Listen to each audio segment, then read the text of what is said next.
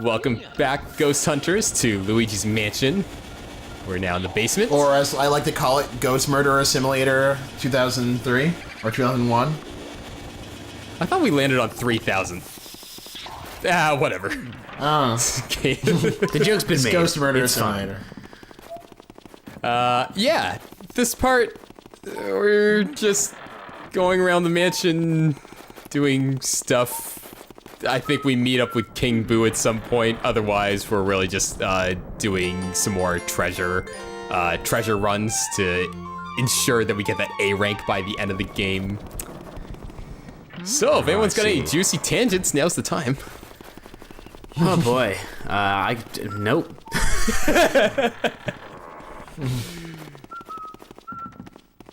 I just played a really intense match of Overwatch, and it's been probably, how long has it been? It's been almost an hour since then, and I'm still a little bit adrenaline, I don't know, what's the word for Adrenaline that? rush? You still got Adrenaline that rush. adrenaline high Yeah, from whatever. it.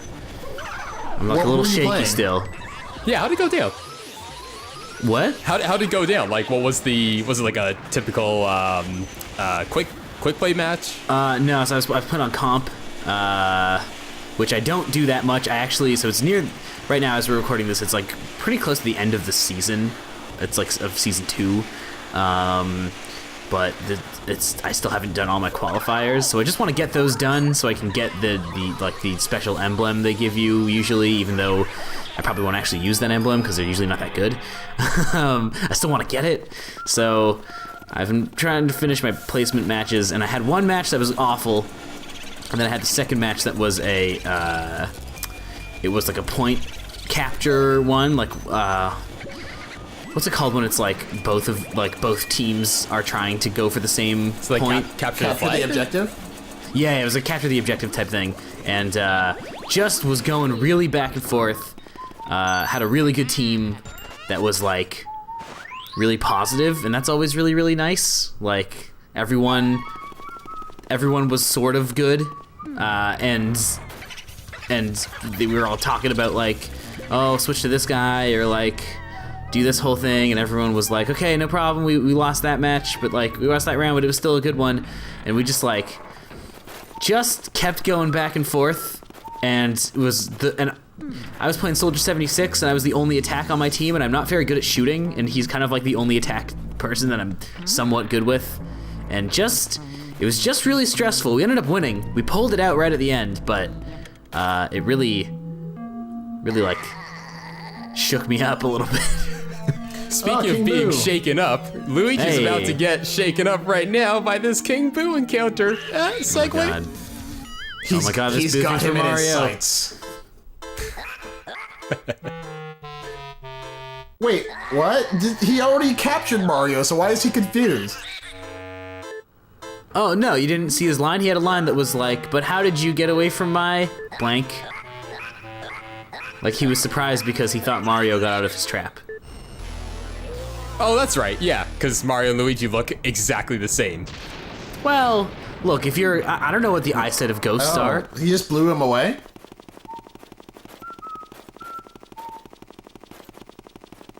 So did he just blow him away? Or? Yeah, he just blew him away. So basically, the Why?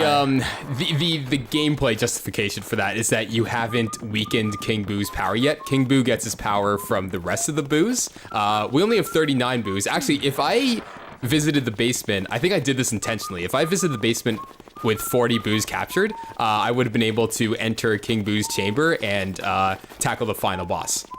That being or actually, I think you have to get the rest of the. No, you know what? I've never actually tried that out. I'm not sure if you just need get all of them. You don't have to collect all You don't have to collect all 50 Boos to challenge the final boss. You just need to collect 40 of them. That being said, I believe you do need all the portrait ghosts before you can do that. So even if I had 40 Boos at this point, I don't think I would have been able to take on the final boss. I would have still had to capture the last portrait ghosts. Yeah.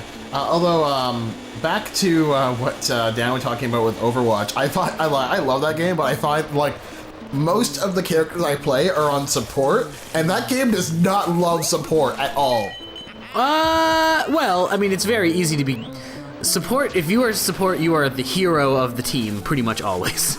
Yeah, but at the same time, you never get play of the game. Yeah. Nobody ever notices you on those like the post-game rankings. And Oh, like, I find that if I find that like post game rankings, usually the support is the one who is getting the cred most of the time. I find that most people are pretty good about being like, oh yeah, I'm really glad that person went on support. Yeah, No, that's usually 'cause- what I've seen too. No, in my case, it's most of the time it's just like I'm literally like the sole support of the game, and I am literally the reason why the entire team did not die Which is pretty several bland. times over. And is pretty suddenly it's like, oh well, I'm usually Lucio, or if it's defense, I'm on Symmetra. Okay.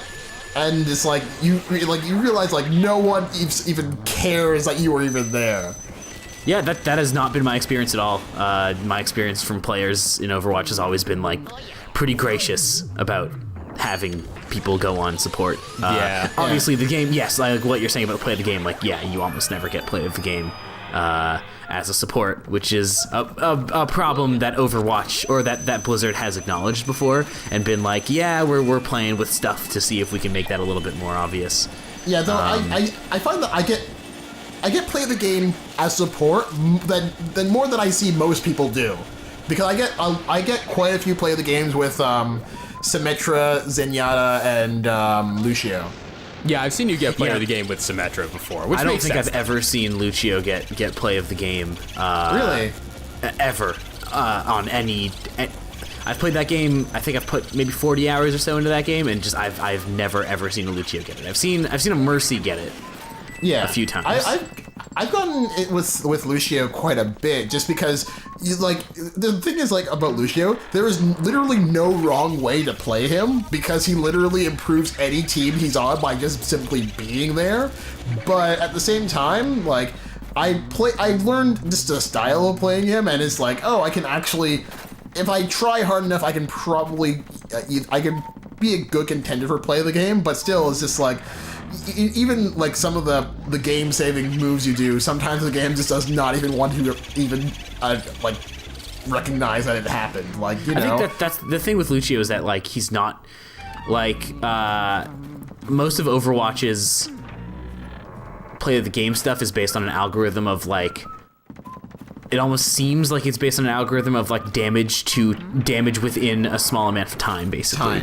So, you know, Lucio doesn't really have any way to do a lot of damage in a small amount of time. Like, I mean, he could be really, really good, but like the only way that's possible is like if somehow you are able to like launch a couple people off the map, like in a row, and like his ult is super useful. It's like one of the most useful in the game, but like, it's not gonna work in the current play of the game algorithm. Yeah. So we're in the Nutcracker tonight. So this is probably one of the most Sir Weston aside. This is probably the most annoying portrait ghost to capture.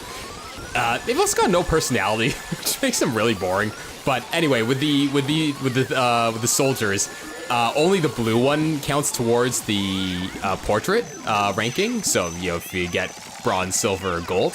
So take care of the green one and the pink one first, and then take care of the blue one just so you don't have to worry about the others.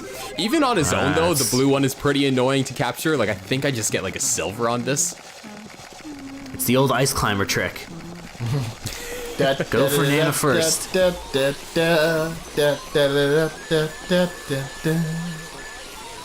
Will, is this part of the game fun? It seems like kind of a bummer. This part of the game, yeah, they don't, for some reason, this part of Area 4, they just stopped giving you interesting portrait ghosts. It's like they just sort of, like, forgot or didn't really plan it out properly, because, like, in the previous parts, you get just, like, portrait ghosts after portrait ghosts, and they're all super interesting. But yeah, around this time, no, maybe it's the way I chose to play the game too for this run, because for me this was the most efficient. But at this point in the game, I'm really just, these guys are just the next step to get to the roof, and the roof is one of the ways you get to one of the hidden treasure chambers, which can give you quite a decent amount of gold, which is imperative if you want the A rank. I guess what I mean is that it seems like a lot of this section is just sort of wandering around the mansion, trying to like find the next thing to do. Is that accurate? That's pretty much it, because there's no real indication. Like, at this point, you're really just going through this new part of the mansion, just really because you have access to it. Really no other, like, story reason, per se. That was a pretty good pun. I'll give it that. Wait, what was the pun? It was time for the 6 o'clock booze. Because you're in, like, an area with a lot of clocks. Mm-hmm. I missed that. Yeah, you know what this kind of reminds me of? The latter portion of Metroid Prime. Still haven't played that game. Yeah. Like, I actually recently sat down and just finished it, because one of the things that kept me from finishing it was the stupid artifact hunt, which pissed me off. Game facts. Just game facts. I ended up doing that at some point because I'm just like, you know what? I could hunt these things, but at the same time, like, just navigating from part of the planet to the other part of the planet is a pain in the ass. No, and you can't really teleport. Jordan, so I'm just like, yeah. Sorry to interrupt. I was just gonna say it's dumb. Like that one artifact where you need to, I think, like break part of the ice, ice block. And the thing is, like, even with your scan visor, it doesn't show up as something you can break. That's no. I call a guy dang it moment on that. Yeah, like I love that game, but it's like then I was pretty much done everything interesting in the game, and it's like, oh, you have to find the artifacts, and I'm just like, oh my god, I'm going all over the place, and I don't know, and like I end up game faxing it, but still, it's like they're so far away from each other. It's just annoying to make the trek all the way back and then all the way there again. Yeah, thankfully that's a short part of the game. Like once you resign to the fact that you probably need to look up a guide, you can clear it out. You can clear out the artifact hunting like in an hour, and then just continue on with the rest of the game. And the rest of the game is good because it's like the final bosses, so it's fine. But yeah, the fact that you need to do that, it reminds me of Tesla Grad quite a bit. If you guys have played that game, that indie platformer. I'm aware of it. It looks cool. Never played it. It's super cool. Some of the bosses are insane. It's probably a light way of putting it. But so are we dealing with some Shy Guys here? Yeah, we dealt with those dancing Shy Guys again. But those look like they were wearing the, not Shy Guy mask, but the mask of, I think I've brought this stupid guy up before, but I always forget. From, not the guy from Mario 2, what's his stupid name? The Phantom, I believe, is his name. Phanto is his name. Yeah. Yeah, I think it was annoying when you're trying to, like, when you have the key, and you're trying to, like, rip out those sand blocks and just, like... So much anxiety. I think it's worse than the Mario 3, like, Sun, which is also pretty bad. Yeah, definitely not as bad as the Phantom, because, yeah, you're, like, in an enclosed space, and instead of just running away, like, you're constantly trying to, like, pull those sand blocks out from underneath your feet as you're moving down with a key. Ugh. And if he gets you, then that's it. Then the key goes back to where it started. I think it's weird that Phanto has never been a Super Smash Bros. Assist trophy. That'd actually be a really good one. Yeah, I know. To your earlier point, I find that with like those types of games, like Metroid games and, you know, Castlevania games, it's like at a certain point you just sort of have to learn to cut your losses and just like, yeah, I'm just gonna look up a guide right now, because... Yeah, basically. You know, after, like, wandering around for, like, a couple hours is just, like, not interesting. To its credit, I will say that AM2R has not really done that. Like, I have not really gotten lost in that game. I had one phase where I got lost, and it was really my own fault. It was, like, there was a very obvious tell in the environment, and I just didn't pick up on it. I think that happens to all of us at some point.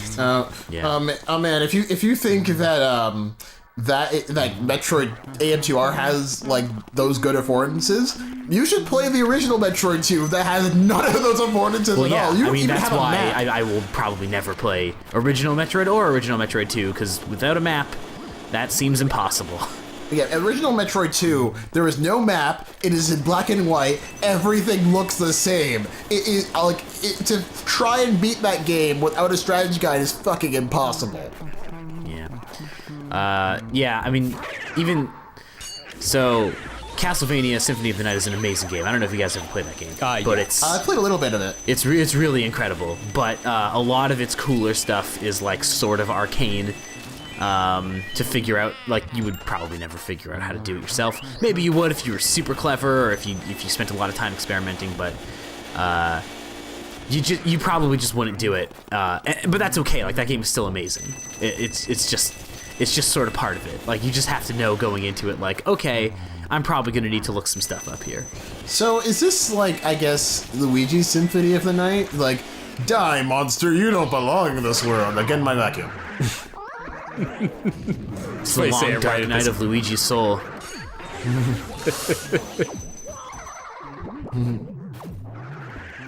He's the next in the line of vampire hunters. Have you guys played Mario Luigi Blue? Belmont.